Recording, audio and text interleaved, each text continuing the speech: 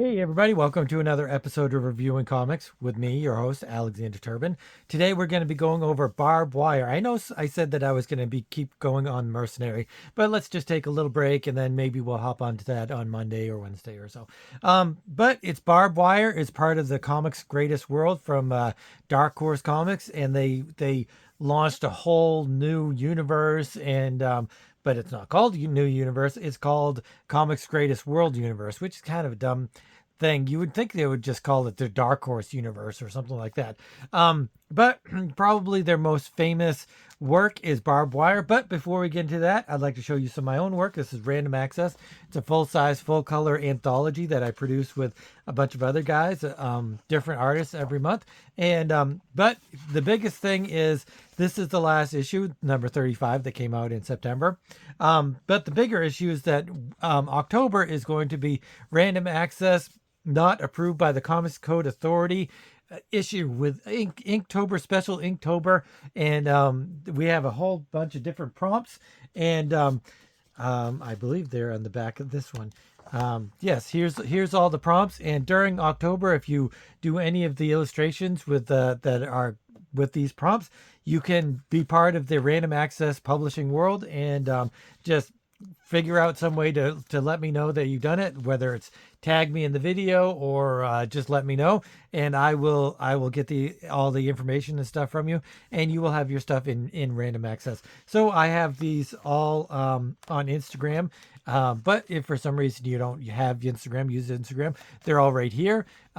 Maybe I'll try to put all of these on YouTube. I don't know. That's a lot of typing and writing and stuff, so that might not happen. But anyway, if you see this, then you can take a screenshot or something and just let me know if you've done something for it. And so there we go. That's our little blurb. So, like I said, Comics Greatest World was Dark Horse's little foray into a shared universe, and it pretty much failed. They came out with it right as the comic books industry was about to collapse, and it did collapse. And so most of the titles were canceled pretty much right away, but a couple weren't, and one of them was Barbed Wire, and I've chosen Barbed Wire because it's the first one of the weekly series, because it came out one comic a week. This is only 15 pages. I don't know if these are all just 15 pages. I think they are. If they're only $1, they're 15 pages. But it's a shared universe. Barbed Wire ends with spoilers, The Machine. So the next week was a comic book with The Machine. I believe I have that one. Is that this one right here?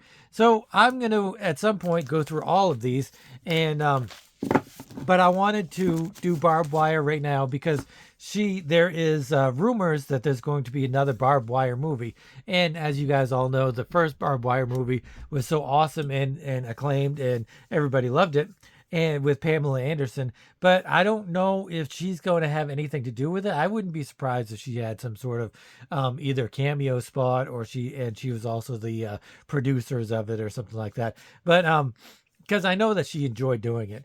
But so there's all of these different titles that came out once a week, and it lasted, or twice a week, I think, some of them. And I guess it's week one. This is week one as well. So I'm not entirely sure where what the reading order is for this. I'm gonna definitely look it up, and we're gonna go through all of them, I guess. I mean, we did the New Universe, so we might as well do these. And I have all of the different ones for the different weeks. So we'll get into all of that. But Barbed Wire movie could possibly be coming out, so there's a little bit of speculation as to the value of the comic book. Right now, it's still only $3 or $4. You can get it really, really, very cheaply. So here we go. Let's jump into Barbed Wire. Barbed Wire, Comics Greatest World. So, prologue sequence, script by Mike Richardson, art by Lee Weeks. I don't love the artists, either Lee Weeks or Paul Gulacy. I know there's a lot of Paul Gulacy fans out there, and I can kind of understand. I think he might be one of those guys that really needs a really good inker in order for his stuff to really shine. There are definitely people out there that need an inker to just kind of translate their artwork in the best way that they can. The main story is script by Chris Warner, pencils by Paul Gulacy, inks by Dan Davis, letters Clem Robbins, and I'm just gonna not name everybody else. I am gonna name the cover artists because a lot of these covers are really fantastic and have a lot of different famous artists that have done them. But so this is by Dave Dorman, who really usually you know him from his painted covers. He's a really fantastic painting artist, and so he's just he's great, and I really do love this cover. It's got some really nice textures and line work and all of that stuff. The composition isn't the greatest, but it's also not bad either. So there's a lot to like about that.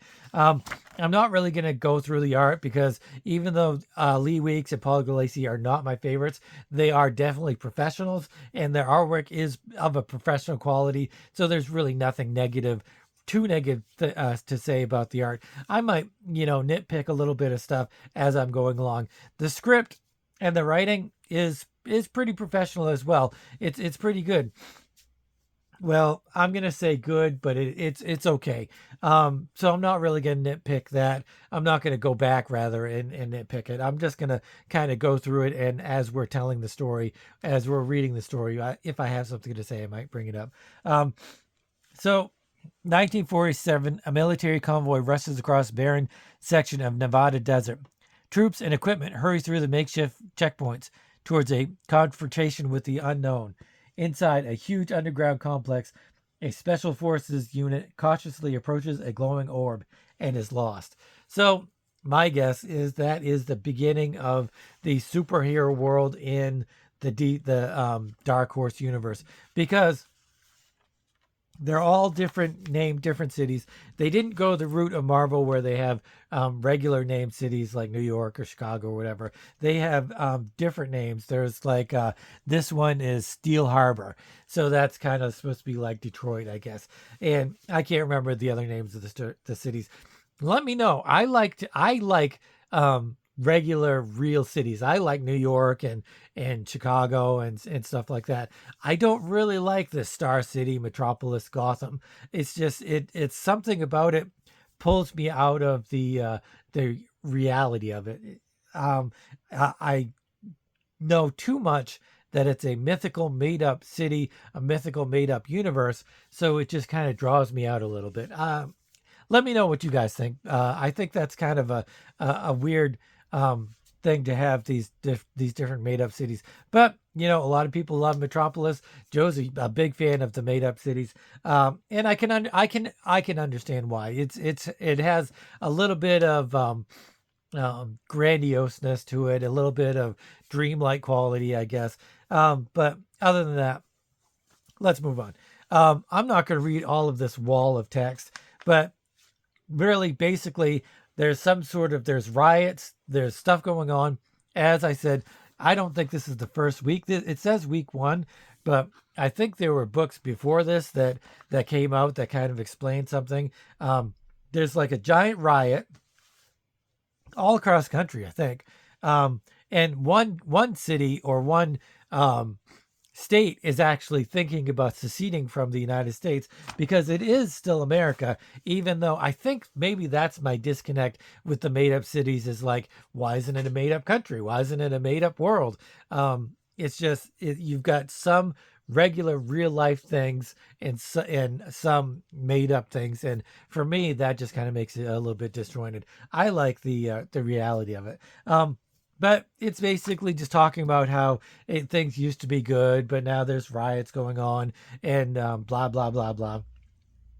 And then it rests on Barb Wire, her name is, it will say later on. But she's basically kind of a Punisher, female Punisher. Looks like a circus in town. I love a parade. So she's definitely a tough guy. tough vigilante kind of thing, whatever.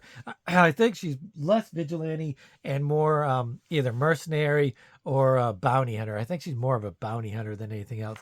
So in come rushing the bad guys, very Mad Max-ish, very Thunderdome kind of thing. Even the characters, they come rolling in, and this main character, especially, who is Ignition, he like keeps talking about himself in the first person.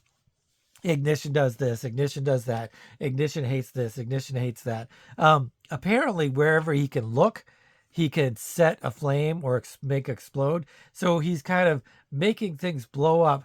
I really wish it had been done a little bit differently. I wish he was like kind of waving his hands and kind of making things explode a little bit more than that. Whereas this, they just kind of have the explosions and the fires going on. That is like the aftermath of the things that he's done. So, but he's got one of his cronies has like a pair of binoculars, and he's looking and he's checking out barbed wire, who is in front of some sort of I don't know why she has her, I don't know what's up. I think this is her car.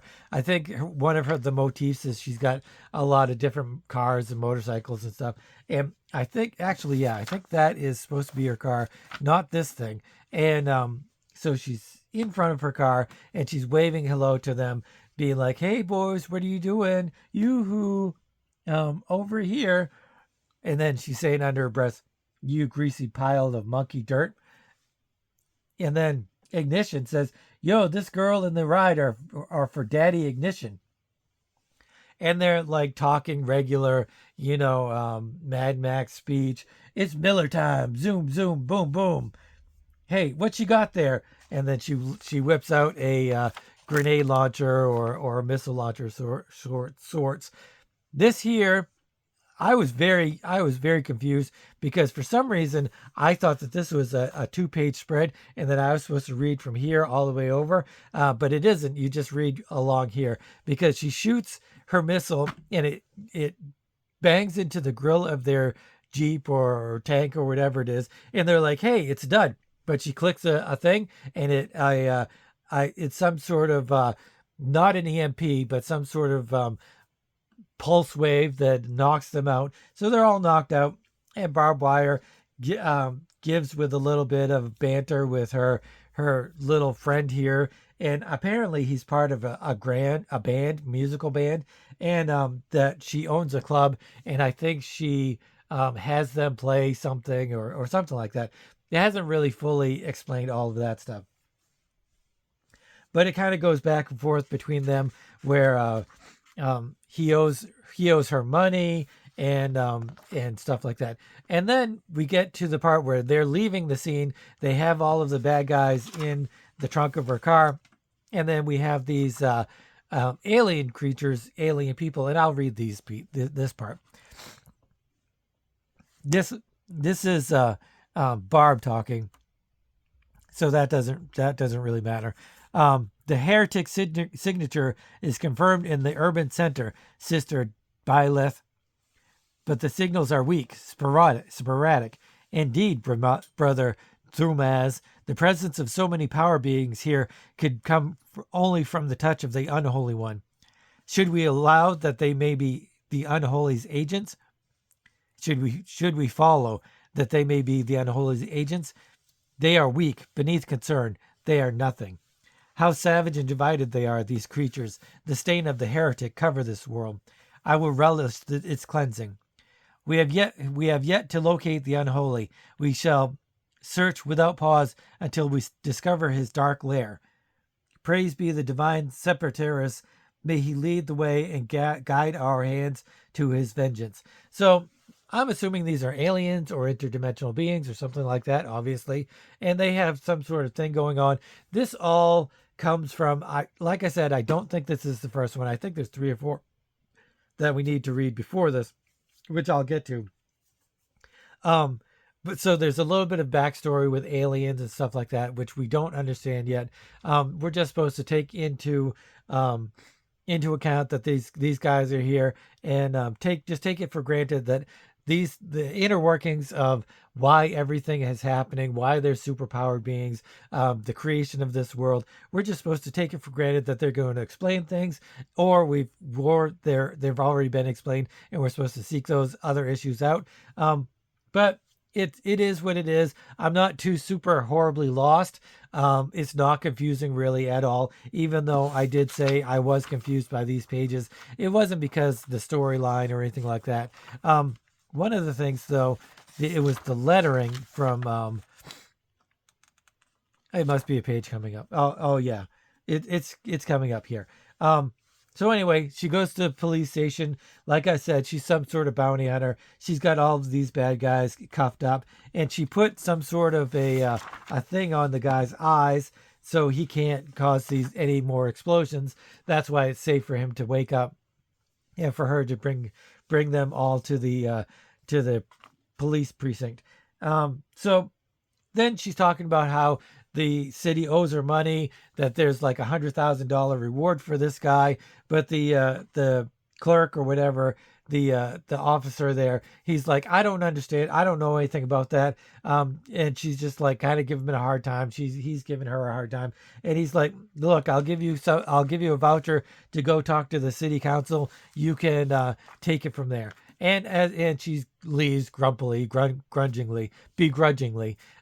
She leaves. She goes out the door, and she sees this car. And who comes out of this car is this black garbed, sexy woman who looks like some sort of vampire or something. Which she says, Barb says, "Try decaf, Miss Dracula." So this right here. I've got to talk about a little bit about. But first, she goes into the precinct. She gets Ignition and all of his cronies out of jail because she knows the mayor or whatever. So she's pulled some strings to get him out.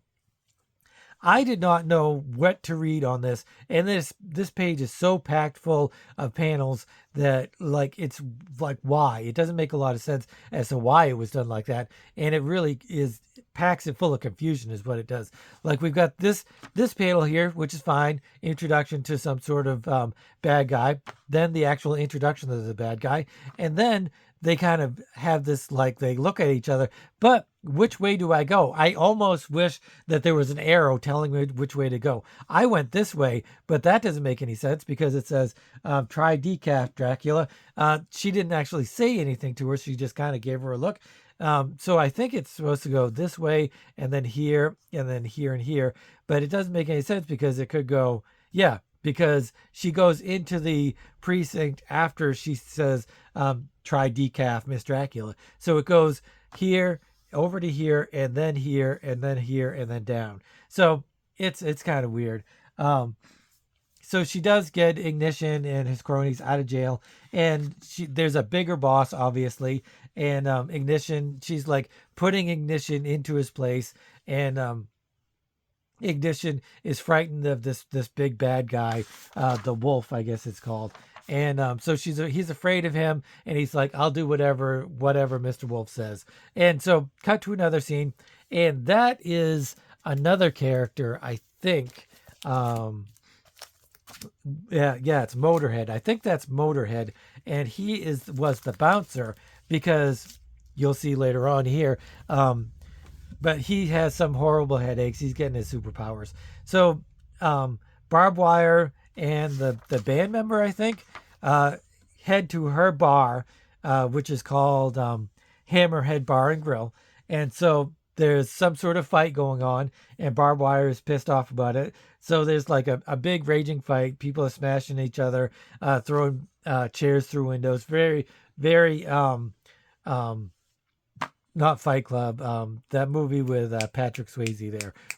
Roadhouse. Yeah, very Roadhouse-ish, where it's supposed to be, it's like a big fight. Whereas usually I guess that it's pretty chilled, quiet place because they have this badass bouncer. But apparently he stayed home with these raging headaches. He's getting some superpowers, like I said. So Barbed Wire shoots her gun, makes everybody stop fighting and stuff. Apparently, these guys have superpowers. They might have superpowers. I'm not entirely sure. She says enough, and then thank you. Damn it, Novus, I told you to stay the hell out of here. You're 86th, permanent. That piece talks pretty tough, girlie. Not as tough as my boot, Short Eyes. So she kicks him in the face. And that's when she goes in the back, talks to her brother, who created the all of the cool equipment that she has, the missile launcher and the grenade thing, or the missile that has like an EMP pulse or whatever, the thing that negates his powers. So he creates all this cool stuff in the back of her bar. And like he takes care of her motorcycles and cars and stuff like that. So that's all pretty, standard superhero stuff. It's really very standard superhero tropes. It's not bad. I love superheroes. I love comic books. I love comic book superheroes. So it's not bad to have that trope. It's just I kind of wish there was a little bit more uniqueness to it. Like why read this instead of the Punisher? Why read this instead of I don't know, Daredevil or something like that? You have to give me a hook in order to make me want to read this more than something else that's already established. So, and then, so they're talking, she's talking about her brother and stuff. And then she, one of her workers comes and gets her and says, "You got to come out here real quick. There's something going on." So she grabs a gun, she runs out in front of her place, and her car is destroyed, and it's ignition. My car, look who's on the ground now. Ignition gonna light you up.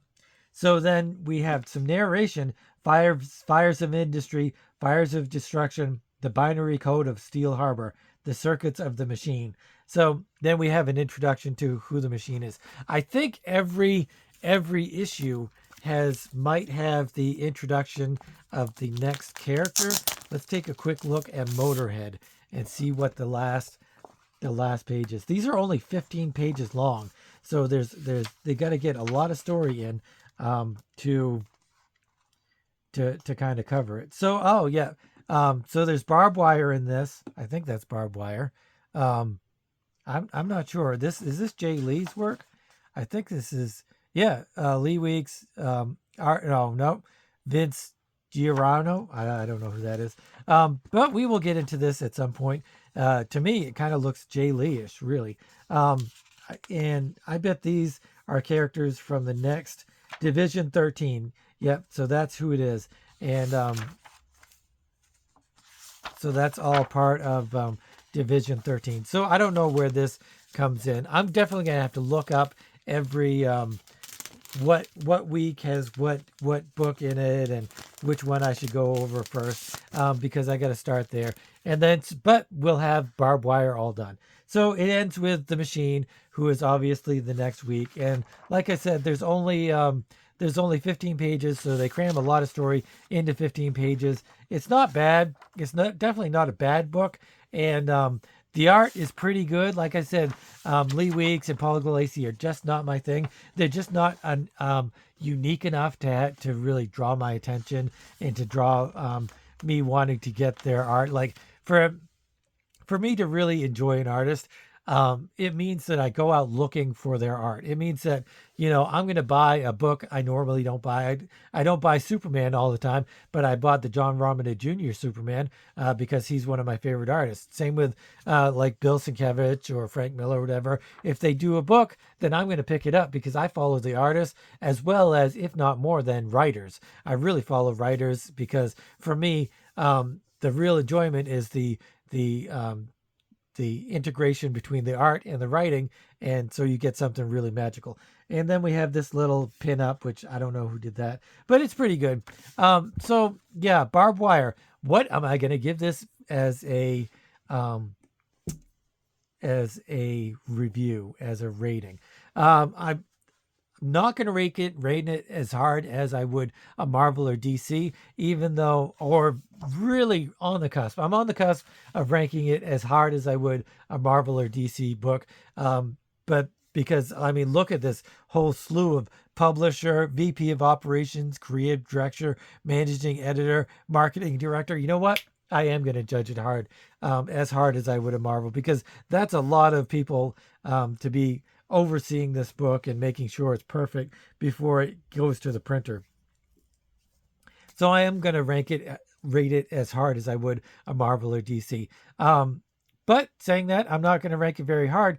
Is it a 7, which, as you guys know, is the base point where no, I would not buy more comics Greatest World.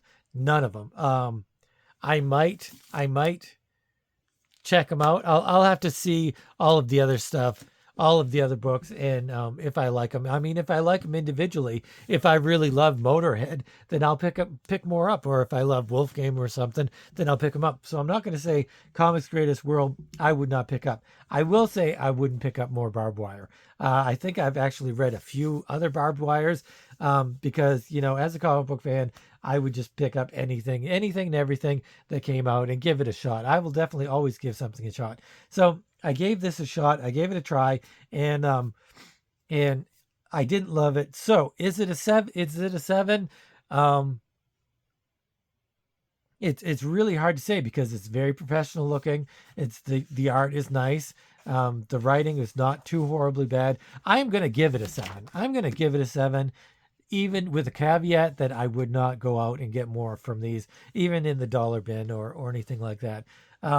Simply because it doesn't really, there's nothing unusual, nothing different, nothing creatively unusual, or, it's just more basic stuff of what we already have, from Punisher to, anything like that. If you had a different writer, I think if you had like a Garth Ennis write this, he would have added something different and unique to kind of give it a hook to make people start wanting to read the whole series. But as it is, it's kind of generic, and so that's why I'm leaving it a 7, even though it's very polished. It's very professional, both in writing and art. It doesn't bring me anywhere near to where it has to be in order for me to pick up more copies. So I'm going to give it a final answer, 6.5. 6.5 is the final answer. So if you're new to the channel and you are like this kind of stuff, indie comics from the 70s, 80s, 90s, whatever has unusual or different techniques or anything about it, then I'll probably go over. If something fills me with some nostalgia, I'm probably going to go over that too, that kind of stuff too. So I have over 350 videos. Check them out. There's lots of different indie comics, and if you have any recommendations for some other indie comics that you might want me to go over, please let me know. Please hit the subscription button and the notification bell and all of that cool stuff. But more than that, I'd love to hear comments from you guys. So a new subscriber, I would love to hear a comment. Did you guys get Barbed Wire back in the day? Did you try it out? Did you get 3 or 4 issues, 1 or 2 issues? That's another question. If you're not into a comic book very much, how many issues are you going to go before you give up on it?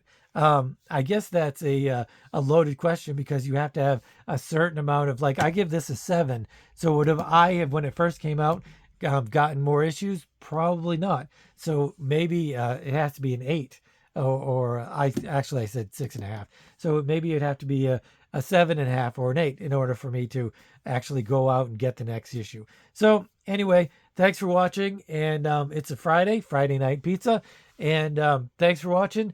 And I will talk to you this weekend, and hopefully we'll have a show with Joe, and it'll be awesome. So thanks for watching, and as always, keep on creating.